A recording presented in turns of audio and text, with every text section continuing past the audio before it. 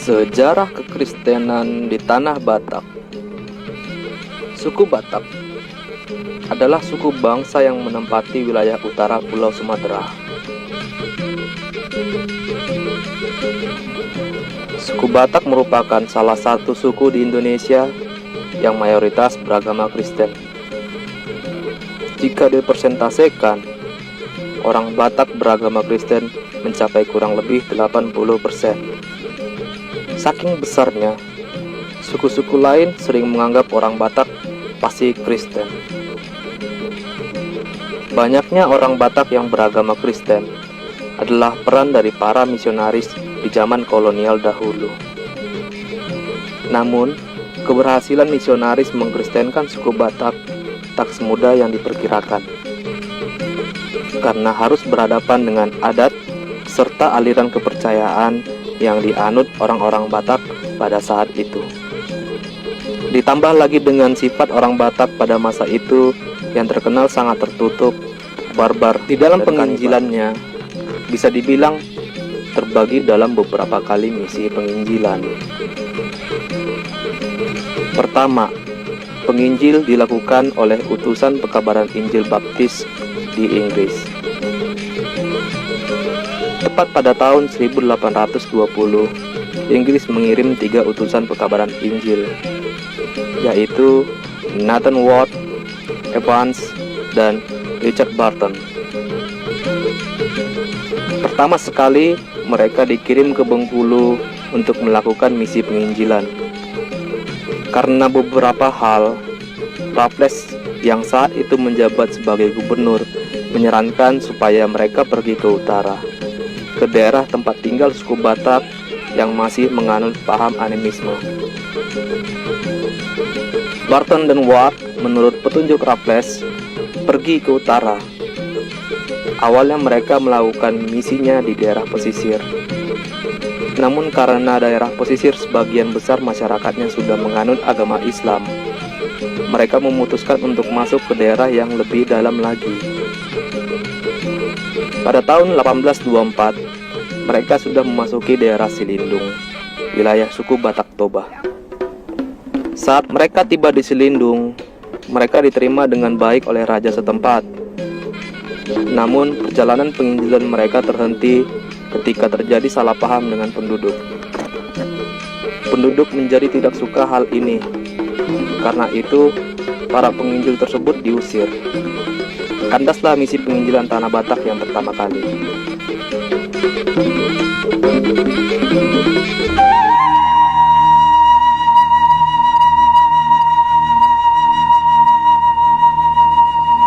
Dua, penginjil utusan American Board of Commissioner for Foreign Mission.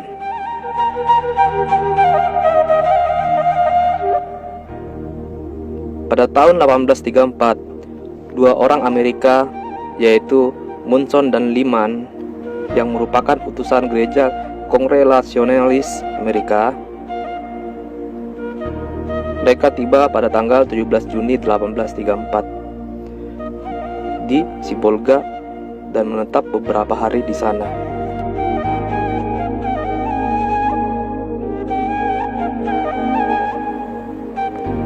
Pada 23 Juni 1834, mereka berangkat menuju pegunungan Silindung.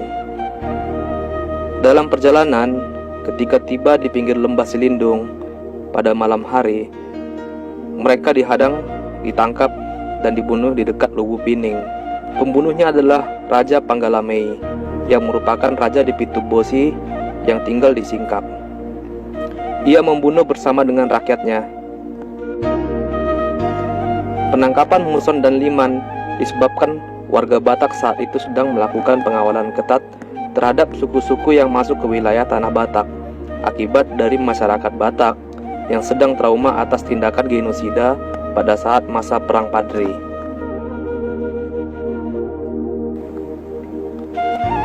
Raja-raja Batak saat itu memerintahkan menangkap dan membunuh suku-suku asing yang tak bisa berbahasa Batak. Akibat minimnya pengetahuan Muson dan Liman baik kepada budaya maupun bahasa Batak, mereka pun akhirnya dibunuh dan mayatnya dimasak serta dimakan bersama-sama rakyatnya di tengah-tengah pasar.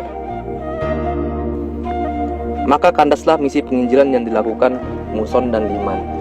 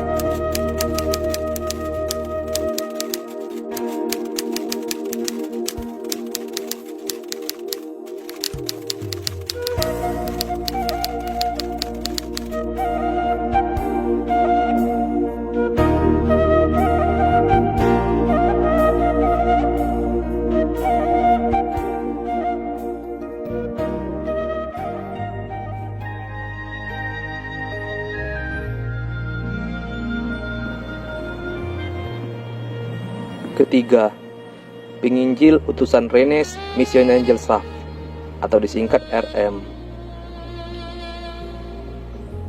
Pada tahun 1840, seorang ilmuwan berkebangsaan Jerman, Franz Wilhelm, melakukan perjalanan ke daerah Batak dan kemudian menerbitkan karangan tentang suku Batak.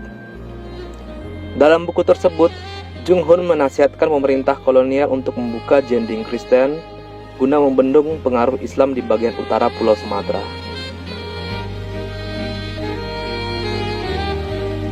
Karangan tersebut sampai ke tangan tokoh-tokoh lembaga Alkitab di Belanda hingga mereka mengirim seorang ahli bahasa bernama Neubronner van der Tuuk untuk meneliti bahasa Batak dan untuk menerjemahkan Alkitab.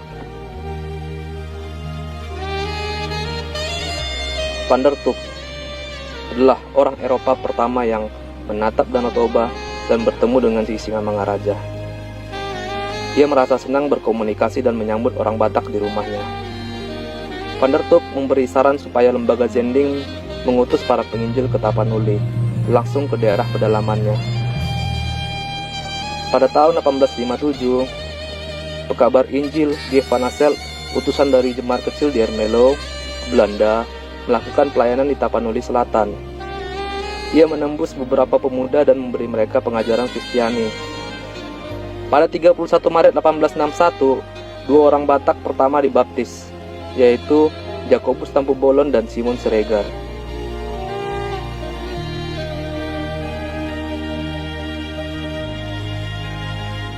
Pada tahun yang sama, tepatnya pada tanggal 7 Oktober 1861, diadakan rapat 4 pendeta di Sipirok, yang diikuti oleh 2 pendeta Jerman dan 2 pendeta Belanda. Mereka melakukan rapat untuk menyerahkan misi penginjilan kepada RM. Dan hari tersebut dianggap sebagai hari jadi berdirinya Budaya Kristen Batak Protestan.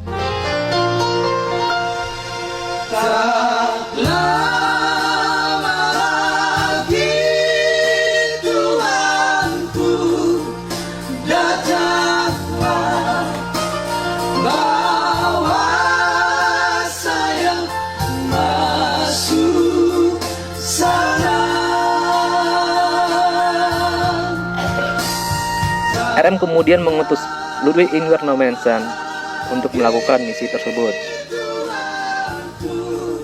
Nommensen yang belajar dari pengalaman penginjil sebelumnya memutuskan untuk menetap di Barus beberapa saat untuk mempelajari bahasa dan adat Batak serta Melayu. Kemudian pada tahun 1864, ia masuk ke daerah Serindung, mula-mula di Huta Dame, kemudian di PA Raja. PA Raja kini menjadi kantor pusat HKBP.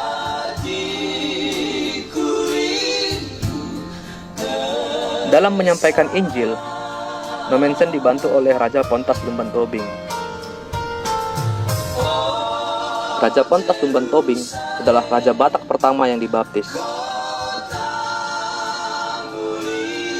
Raja Pontas Lumban Tobing membantu Nommensen untuk mengantarnya dari Barus ke Selindung dengan catatan bahwa ia tidak bertanggung jawab atas keselamatannya. Pada awalnya, Nommensen tidak diterima baik oleh penduduk karena takut terkena bala karena mereka menerima orang lain yang tidak memelihara adat. Dan pada suatu waktu, diadakan pesta nenek moyang di Siatas Barita. Biasanya disembelih korban. Saat itu, sudah kerasukan roh, si Baso atau pengantara orang-orang halus menyuruh orang banyak untuk membunuh Nommensen sebagai korban. Yang pada saat itu, beliau hadir di situ. Dalam keadaan seperti ini, Nommensen hadir ke permukaan dan berkata kepada orang banyak, "Roh yang berbicara melalui orang itu sudah banyak memperdaya kalian. Itu bukan roh Siatas Barita, nenekmu, melainkan roh jahat. Tidak mungkin nenekmu menuntut darah salah satu dari keturunannya." Begitu kata Nommensen. Setelah Nommensen mengatakan hal itu, segera si Baso jatuh ke tanah. Akibat peristiwa itu, warga Batak mulai segan terhadap Nommensen dan semakin ingin membunuh beliau.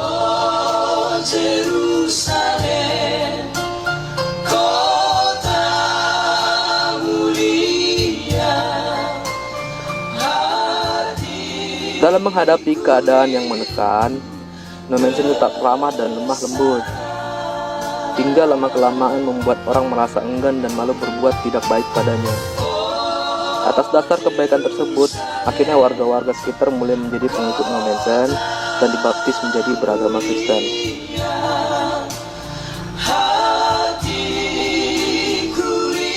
Suatu keberhasilan yang dilakukan Nommensen membuat misi penginjilan semakin mudah dilakukan dan semakin menyebar sampai ke tanah Simalungun, Karo, Pakpak, dan lain-lain.